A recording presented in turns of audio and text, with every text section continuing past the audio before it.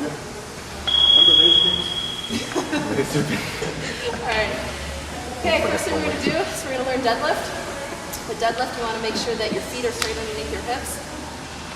When you're reaching down to grab the bar, you want to make sure that your thumbs are right on that knurling or very close to it. The knurling is this part of the bar right here, if you don't know what a barbell is. So you want to grab your thumbs on there, wrap your hands around it. You're sitting in the squat position. When you sit in the squat position, it's very important that you keep your chest up. And you also want to make sure that your shoulders are leaning slightly over the bar. When you stand up, what you're going to do is you want to make sure a lot of people do screw up, is they tend to lean forward and they want to pull this bar out over the top of their knee.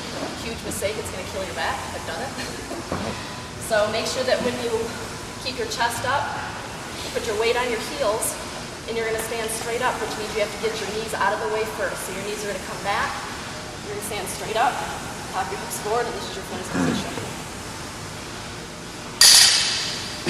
Okay. So chest up, knees out of the way, stand straight up. Y'all do that. Okay, next thing we're going to do is the clean. Okay, power clean. Power clean or clean? Okay, we're doing the cleans. Your feet are still staying in the same position. They're going to be underneath your hips because you want to make sure you have that drive. A lot of people tend to do this. Again, I was one of them. When you're doing this, you don't get as much drive off your heels. So you want to make sure, just like if you were jumping way up in the air, you're not going to jump super high in the air like this. You want to make sure that your feet are underneath your hips so you can get down and get up. So that's where you're going to get your most explosion. So your feet want to be underneath your hips. You're going to have a little bit wider on the clean this time with your hand position. So it's going to be outside that knurling. In that same starting position. So you got to make still the same thing. When you stand up, you got to make sure your knees get out of the way first. And you're going to come straight up.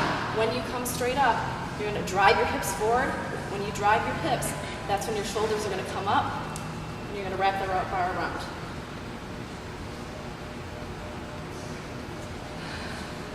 So get your knees out of the way, stand straight up, pop your hips, wrap the bar around. Make sure that your hands are in, what are we doing? Power clean?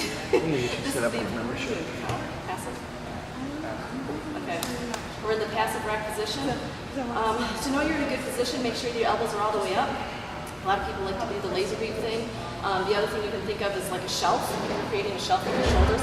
A lot of people want to have their elbows down, and what happens when you do that is that bar is going to be laying on your clavicle bone.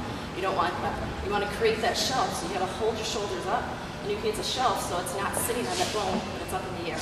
Okay? When you get your elbows up, it'll automatically do that. So if we do it one more time, same thing. Make sure your hands are outside your shoulders. Get your knees out of the way. Pop your hips.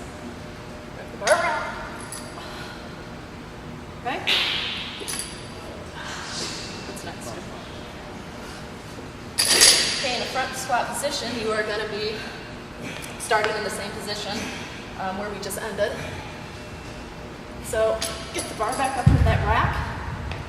Your feet this time are going to be about shoulder width apart instead of underneath your heels. Give yourself a little balance. A lot of people like to turn their toes out a little bit just for a little bit of steadiness. When you're coming down in this position, make sure again your elbows are all the way up. You're creating that shelf that we just talked about. Your hips are going to go back and you're going to come straight down. So hips come back, knees come out, straight down. Make sure that your butt is below parallel, below your knees. And they're going to shoot straight back up in the air. Straight down, straight up. You want to be conscious of the barbell path. The bar should not be going back and forth.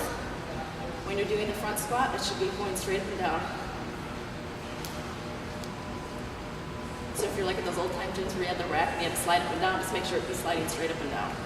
All right, from here, next thing we're going to be going over is the push jerk. Okay, in the push jerk, you want to change your rack just a little bit. This is what's called the passive rack, and that's where you have that shelf, everything's pulling back. In an active rack, you want to be able to bounce the bar up. Move your hands up just a little bit so you can wrap your fingers around.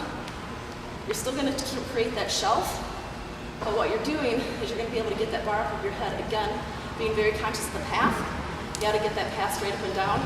Don't let it swing out here, and worst, don't hit yourself in the chin. So the only way to get around that is you got to get your head out of the way. So, Time. Next, wow, I let's thought go way too stay.